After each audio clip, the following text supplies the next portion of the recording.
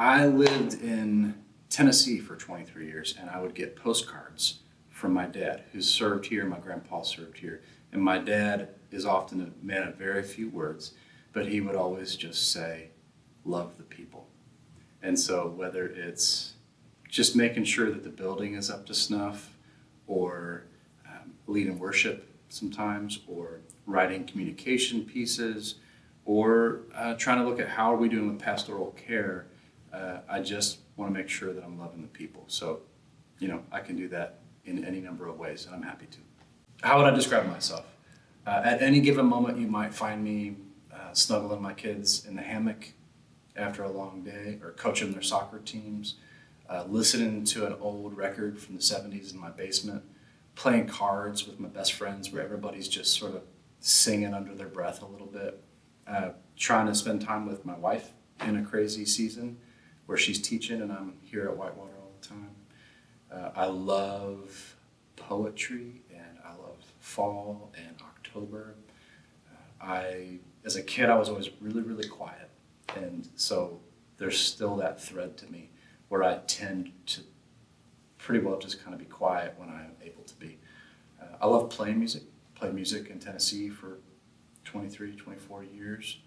And I just love being with people. I would describe myself as a little bit backwards, a little bit shy still, but also really kind of taking my cues from the people I'm with too. At the same time, my wife's been really good for me in that way, keeping me around people. My grandparents went to this church, and my mom came to this church when she was 7. And so there's 2 answers. The first is I didn't decide to come to this church. My mom brought me when I was a week and a half old in 1979. The second answer is I watched my parents, my grandpa, serve in this church. My grandpa worked with the Next Generation. Back then we called it Sunday school.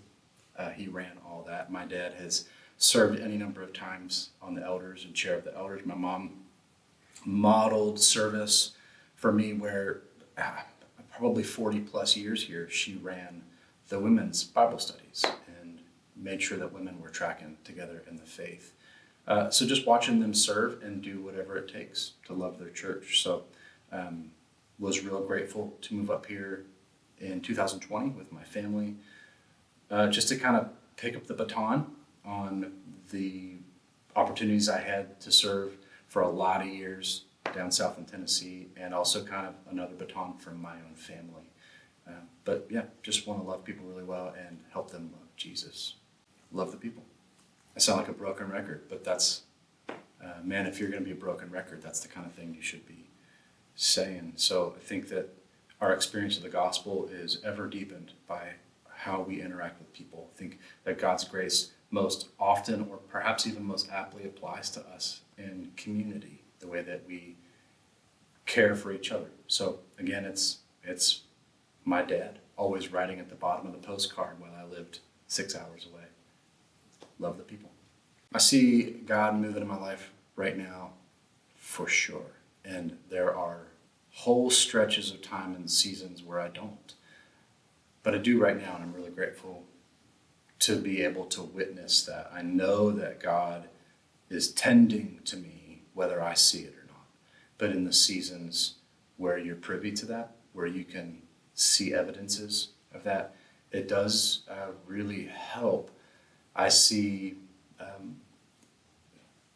the horrid beauty of the gospel in my own heart. I'm really experiencing a deepening sense of God's love and acceptance of a beggar in me. I see that right now. And I see it at Whitewater on our staff team, that the soil is really good right now. It has been tilled.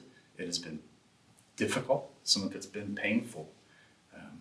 Faith is a strange thing. And so ministry is a strange thing too, but we've been tilled and we've been prepared for what's next. And so I see the soil as rich and ready.